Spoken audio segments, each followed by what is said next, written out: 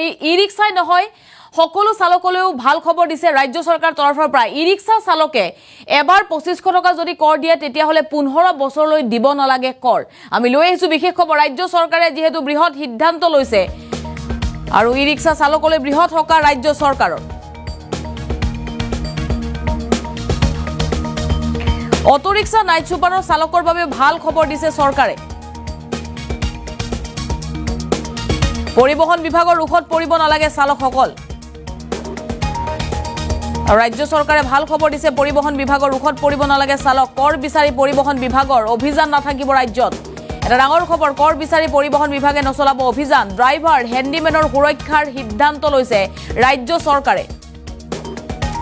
প্ৰথম অৱস্থাত 2500 টকা কৰ দিলেই ই-ৰিক্সাই 15 বছৰলৈকে দিব নালাগে কৰ। আৰু বিগত সময়ত প্ৰতি বছৰে দিবলগীয়া হৈছিল 600 টকাকৈ কৰ। ই-ৰিক্সা চালকে প্ৰতি বছৰে 600 টকাকৈ কৰ দিব লাগিছিল। বৰ্তমানৰ হিচাপত বৃহৎ পৰিমাণৰ ধন আদায় দিব লাগিছিল চৰকাৰক, কিন্তু চৰকাৰে আনিছে নতুন নিয়ম।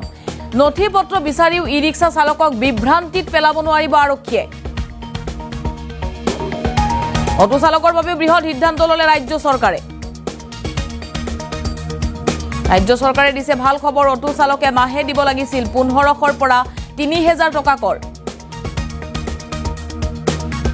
আৰু এতিয়াৰে পৰা প্ৰথম অৱস্থাত 18000 টকা দিলে লাইফ টাইমৰ বাবে কৰ মুক্ত হ'ব। এই ব্যৱস্থা অটো ৰিক্সাৰ উপৰিও প্ৰতিখন তিনিচকীয়া বাহনত প্ৰযোজ্য হ'ব। পৰিবহন বিভাগে কৰ বিচাৰি জব্দ কৰিব নোৱাৰিব বাহন।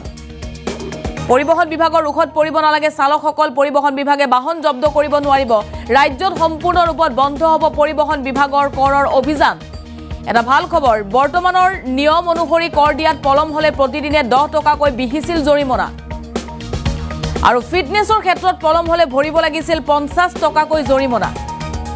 এতিয়া নতুন নিয়ম প্ৰযোজ্য হৈছে ৰাজ্যত। যিসমূহ ই-ৰিক্সা বাহন এতিয়াও জব্দকৃত হৈ আছে সকলো মুকলি কৰি দিয়াৰো চিন্তা চৰ্চা কৰিছে পৰিবহন বিভাগে। নৈশ বাছৰো কৰ হ্ৰাস কৰিছে ৰাজ্য চৰকাৰে। কৰক লৈ যিহেতু বৃহৎ সাল সলনি হৈছে ৰাজ্যত। 3 লাখ টকাৰ তলৰ বাহনত 4% হ্ৰাস কৰা হৈছে কৰ। পূৰ্বতে 4.5% কৰ আছিল। প্ৰতিগৰাকী চালক হেণ্ডিমেনৰ সুৰক্ষাৰ বাবে প্ৰৱৰ্তন কৰা হৈছে বিশেষ আইন। চালক হেণ্ডিমেনক প্ৰহাৰ কৰিলে এতিয়াৰে পৰা যাব লাগিব জেললৈ। এক বিশেষ আইন আহি গৈছে ৰাজ্যত। ই-ৰিক্সা চালকৰ বাবে ভাল খবৰ দিছে ৰাজ্য চৰকাৰে। ৰাজ্যত প্ৰৱৰ্তন হৈছে আছাম মটৰ ভেহিকেল টেক্সেশ্যন সংশোধনী বিধেয়ক। আৰু বিধানসভাত ইতিমধ্যে গৃহীত হৈছে এই বিশেষ বিধেয়ক। ই-ৰিক্সা চালকলৈ সকাহ দিছে। ড্ৰাইভাৰ হেণ্ডিমেনক লৈ বৃহৎ সিদ্ধান্ত। অটো ৰিক্সা নাইট ছুপাৰ চালকলৈ সকাহ প্ৰদান কৰিছে। এতিয়াৰে পৰা চালকক প্ৰহাৰ কৰিলে জেললৈ যাব লাগিব। ই-ৰিক্সা চালকক বৃহৎ সকাহ ৰাজ্য চৰকাৰৰ। কৰ বিচাৰি পৰিবহন বিভাগৰ অভিযান নাথাকিব ৰাজ্যত। পৰিবহন বিভাগৰ ৰুখত পৰিব নালাগে যান বাহন আৰক্ষী। ড্ৰাইভাৰ হেণ্ডিমেনৰ সুৰক্ষাৰ সিদ্ধান্ত লৈছে ৰাজ্য চৰকাৰে। প্ৰথম অৱস্থাত 2500 টকা কৰ দিলেই 15 বছৰলৈকে কৰ দিব নালাগে ই-ৰিক্সা চালকে। বিগত সময়ত প্ৰতি বছৰে 600 টকাকৈ কৰ দিব লাগিছিল, কিন্তু বৰ্তমানৰ হিচাপত বৃহৎ পৰিমাণৰ পূৰ্বতে কৰ আদায় দিব লাগিছিল চৰকাৰক। নথি পত্ৰ বিচাৰি ই-ৰিক্সা চালকক বিভ্ৰান্তি কৰিব নোৱাৰিব আৰক্ষীয়ে। আৰু অটো চালকৰ বাবেও বৃহৎ সিদ্ধান্ত লৈছে ৰাজ্য চৰকাৰে। অটো চালকে মাহে দিব লাগিছিল 1500ৰ পৰা 3000 টকাকৈ কৰ। আৰু এতিয়াৰে পৰা প্ৰথম অৱস্থাত 18000 টকা দিলে লাইফ টাইমৰ বাবে কৰ মুক্ত হ'ব অটো চালক। এক বৃহৎ সিদ্ধান্ত লৈছে ৰাজ্য চৰকাৰে। কৰক লৈ বৃহৎ সাল সলনি কৰা হৈছে। আৰু এই মুহূৰ্তত আমাৰ হাতত মন্তব্য আহি পৰিছে, মন্তব্য শুনক।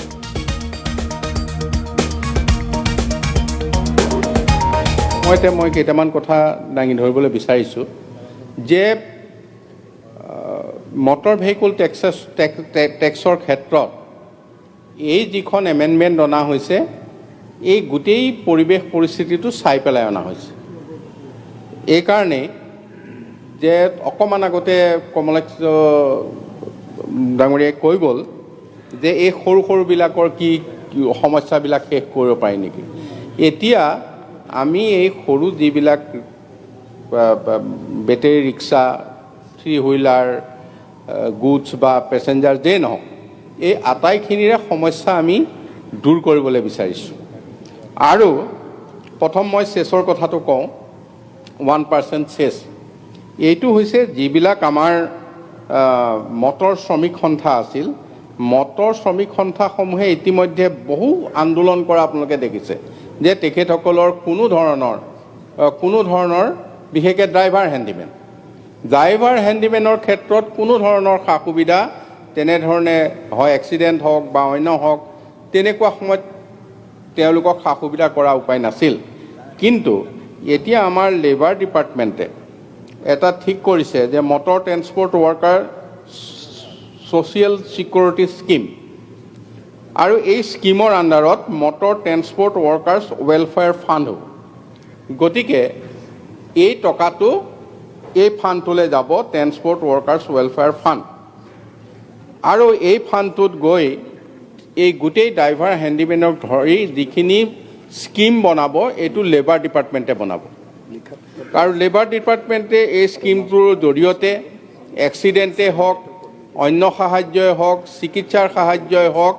সকলো ধৰণৰ সাহায্য এই ইয়াৰ ড্ৰাইভাৰ হেণ্ডিমেনসকলৰ কাৰণে প্ৰথমবাৰৰ কাৰণে আৰম্ভ হ'ব আৰু 1% চেছটো গোটেই গাড়ীখনৰ দামটোৰ ওপৰত নহয় গাড়ীখনৰ যিটো টেক্স দিব কোনোবাই 20,000 টকা টেক্স দিছে সেই টেক্সটোৰহে 1% গতিকে এইটো খুব বহুত বেছি টকা নহয় কিন্তু এনেধৰণে এই টেক্সৰ পৰা টকা উঠিলেও এইটো এটা ভাল ফাণ্ড হ'ব আৰু এইটো আমাৰ সদনে আজি এই মানে মটৰ শ্ৰমিকসকলৰ কাৰণে এটা ডাঙৰ সিদ্ধান্ত লোৱা বুলি মই ভাবিম আৰু এইটো আমাৰ কাৰণে এটা খুব ভাল সিদ্ধান্ত হ'ব হাউচৰ পৰা আজি গ'লে তাৰপিছতে বাকী যিকেইটা কথা কৈছে আপোনালোকে মোক অকণমান আগতে প্ৰথমতে আমাৰ চিকদাৰ চাহাবে ক'লে যে টেক্সটো বাঢ়িছে 4%টো বাঢ়িছে মই এতিয়া কওঁ শুনক আজিৰ দিনটোত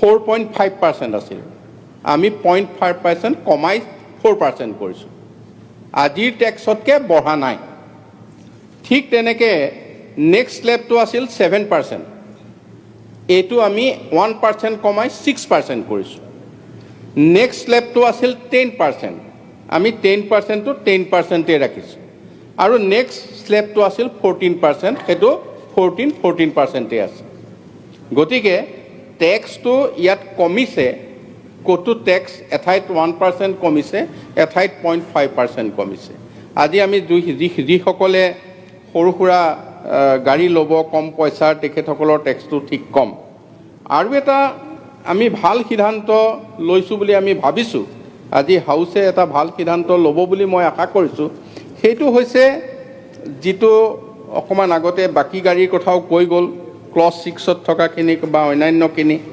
ইয়াত কি হৈছে আমি এতিয়া কি কৰোঁ আজিৰ দিনটোত আমাৰ টেক্স লোৱা ছিষ্টেমটো এনেকুৱা আছিল যে ধৰি লওক মই কেইটামান আপোনালোকে উদাহৰণ দি কৈ দিলে ভালকৈ বুজি পাব সেইটো হৈছে ধৰক ই ৰিক্সা এখনত আমি যিটো আজি ইয়েৰলি ফিক্স টেক্স এটা লওঁ বছৰত 600 টকা আৰু এতিয়া আমি মাত্ৰ তাত ল'বলৈ বিচাৰিছোঁ 4% টেক্স এইটো 15 বছৰৰ কাৰণে লাইফ টেক্স এবছৰৰ টেক্স নহয় 15 বছৰৰ কাৰণে লাইফ টেক্স আৰু এই 4% যদি টেক্স দিয়ে তেতিয়া তাত 2,500 টকা হ'ব আৰু যদি তেওঁ 15 বছৰ টেক্স দিয়ে তেতিয়া 9,000 টকা হ'ব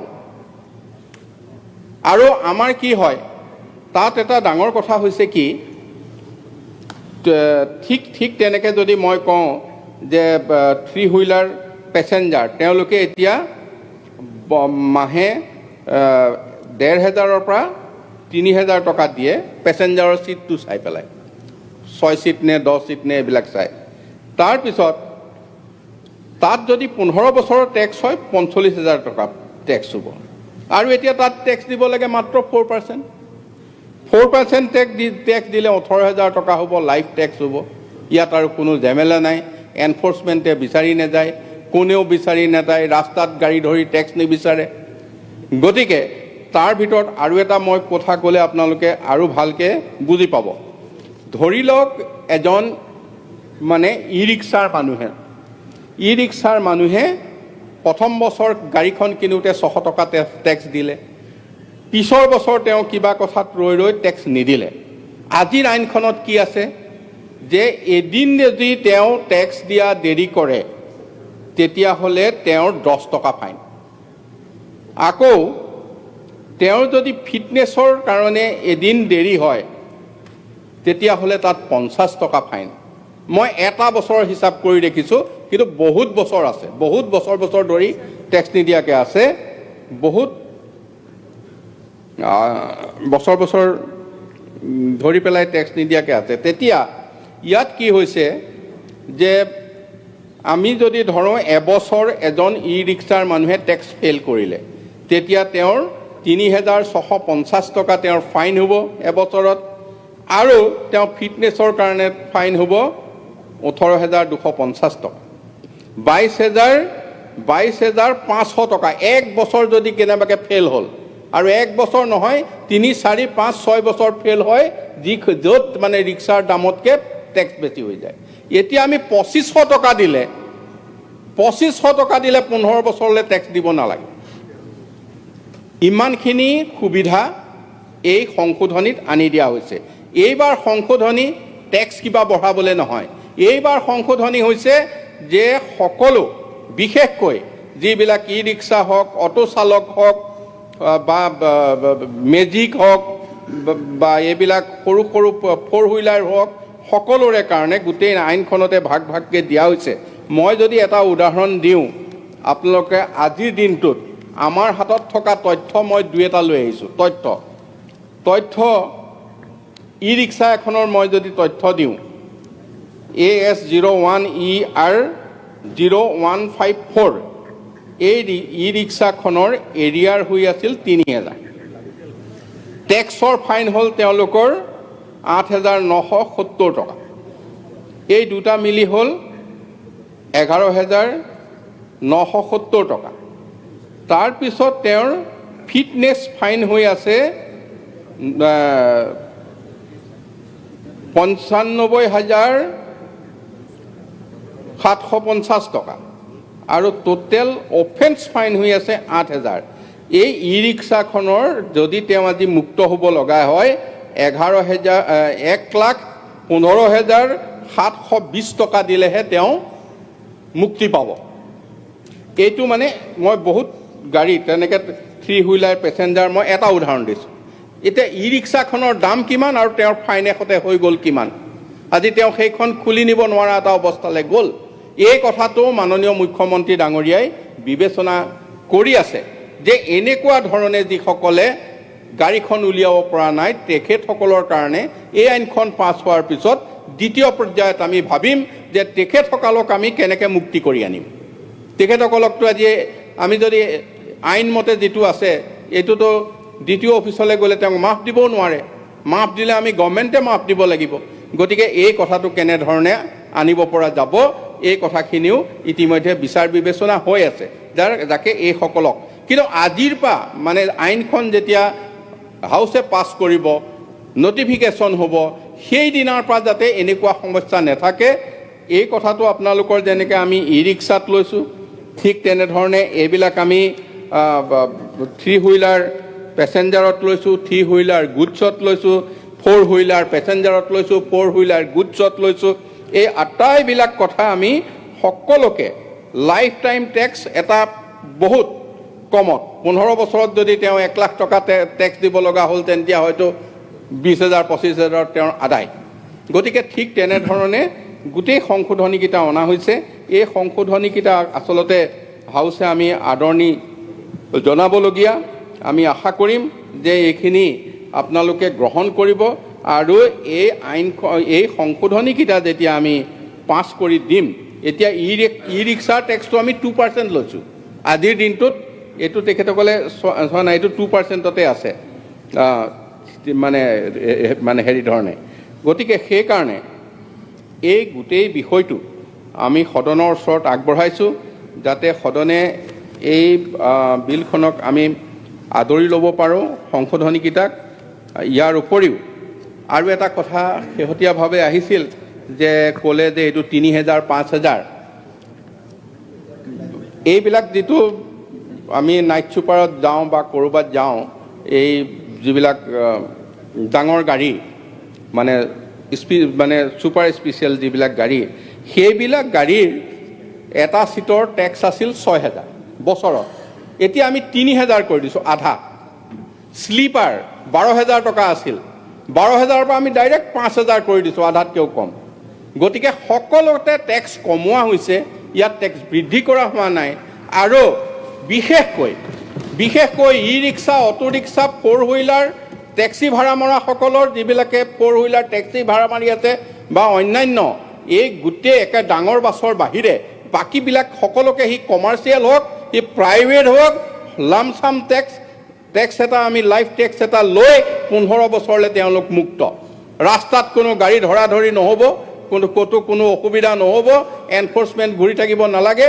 গতিকে তেওঁলোকৰো শান্তি, আমাৰ অফিচাৰৰো শান্তি, আৰু টেক্সটো যি পাম আমি চৰকাৰে কম বেছি যি পালোঁ একেবাৰতে পাই পেলাই এই কথাখিনি আমি আমাৰ বিশেষকৈ পৰিবহণৰ ক্ষেত্ৰত আজি কিছুদিনৰ পৰা যিটো আমি দেখিছোঁ যে আমাৰ সকলো বিধায়কে গম পাব, আজি ই ৰিক্সা ধৰিলেও যায় বিধায়কৰ ওচৰলৈ, অটো ধৰিলেও যায়, এৰুৱাই দিবলৈ কয়, এৰুৱাই দিবলৈও আইনমতে অফিচাৰে এৰুৱাই দিব নোৱাৰে ফাইন নোহোৱাকৈ।